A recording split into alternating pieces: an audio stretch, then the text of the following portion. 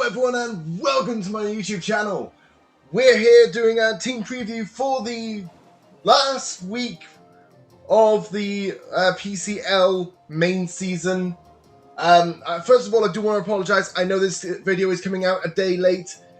That is entirely my bad. I've been having I've had a very busy week and I haven't really had a chance this week to sort out the team. This team is very last minute put together. Mad scramble right at the very end. I'm just going to hope there's no issues in how it was made, because honestly, I'm not confident. I feel because this was mostly rushed, pretty much overdone in a single night. So bear that in mind with the battle video. That's going to be, hopefully, I'm thinking about dropping both battle video and this video one after the other, about an hour or two apart. But basically, without any further ado, let's get back into the team preview. We have our zoom lens. Ferroforness has been decent outside of the battle where it didn't really get to do much because it got hit in the face by a flamethrower.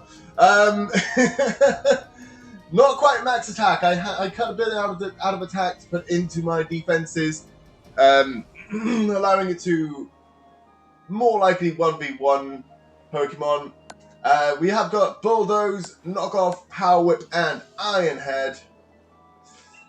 Now we've got Lapras, another defensive Pokemon, not really put into speed, mostly into special attack and HP.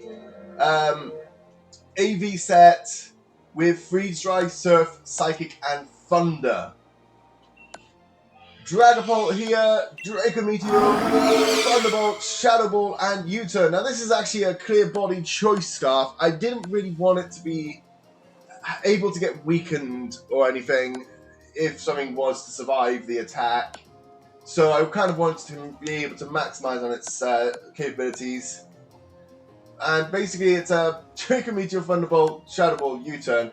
The reason for the choice scarf is because there are a few Pokemon which I didn't want to outspeed this thing with their own choice scarfs. By slapping a choice scarf on this thing and cutting out of its speed, I was able to then put into HP and special attack and attack. And also the choice scarf, it outspeeds everything underneath, everything even with a choice scarf on my opponent's team. If you look over my opponent's team right there on the screen, you can actually see that whatever he brings, if it has a choice scarf, it's still not going to outspeed a choice scarf Dragapult. And that's kind of what I was aiming for with this thing. Now we've got Golisopod, trusty Golisopod, which has not been bought a single time this entire season. This thing is a defensive set. I do have Sword Stance on it. I do have leftovers. It is EV'd to gain the correct amount off of leftovers. It's also got not quite maxed out attack, because I kind of wanted it to be able to live to 1v1 a Cinderace in its G-Max form, which, holy damn, Liquidation can do around 75% to a non-HP invested Cinderace in its G-Max form. This thing can one-shot a Cinderace outside of its G-Max and do 3/4 to a maxed out one. That's yeah, that's a thing.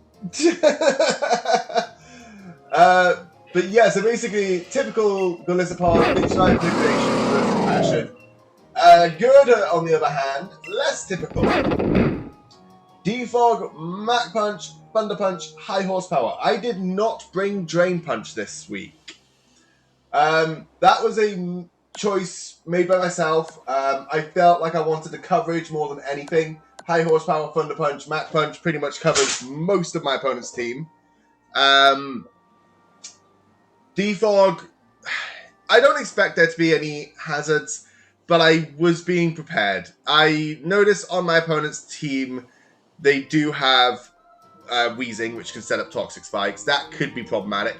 Pinchurchin can also set up Toxic Spikes. I think he can also set up Spikes as well. I just kind of wanted to cover all bases, and I figured I'll stick Defog on this thing. I could have swapped Defog out for Drain Punch. I don't see myself ever clicking it. But I also wanted to be there in case of Light Screen Jellicent. I actually have seen in a draft league before a Light Screen Milotic was able to last out and finish off the last of its opponent's Pokemon because it had Light Screen. So I didn't want something similar to that to happen to me. And also, I personally use defensive support Gardevoir with Light Screen and I think Reflect. I think I had both on there. I know how much of a beast that can be. This is typical Eviolite. I did choose to have Guts this time instead of Iron Fist. I could have had Iron Fist. I do have Mach Punch and Thunder Punch. But I figured Guts allows me to swap in on a Jellicent.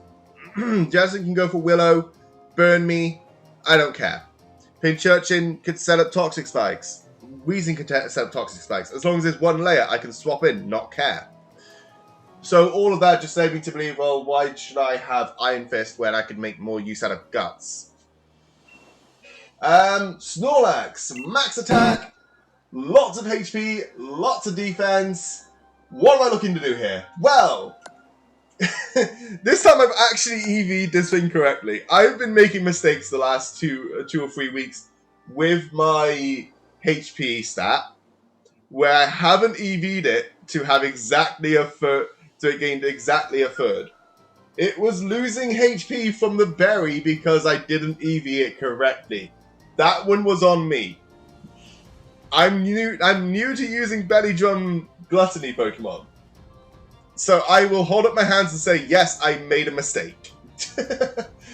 So yeah, I've EV'd this thing correctly this week. It's got exactly half, it will lose exactly half health.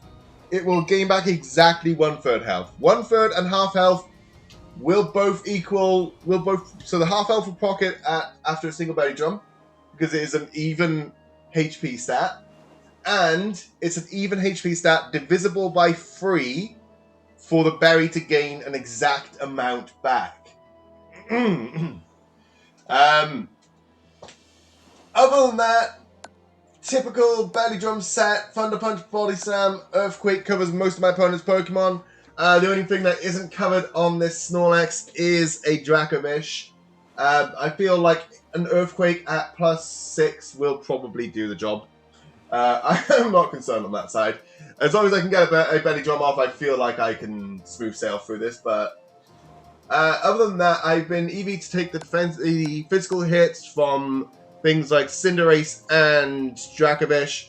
Urshifu, I'm not sure. I don't feel like I live a close combat. Obviously, this team was very last minute thrown together. Probably might not take a close combat. But yeah, other than like fighting type attacks, I feel Snorlax is pretty good here. Obviously, Thunder Punch does cover the very, very clear, electric weakness. Earthquake does cover the Jolteon. Body Slam can also cover the Jolteon. Obviously, Jolteon is not very physically defensive. But anyway, guys, that's the team. Very thrown together, very last minute. Will it work? Who knows? We'll find out! And you'll find out in around an hour if you hit that subscribe button and that bell icon to be notified whenever I upload new videos, which will be not long after this video goes up. So, why wouldn't you want to hit that bell icon to see the battle that this team goes with? Anyway, guys, that's everything for this video.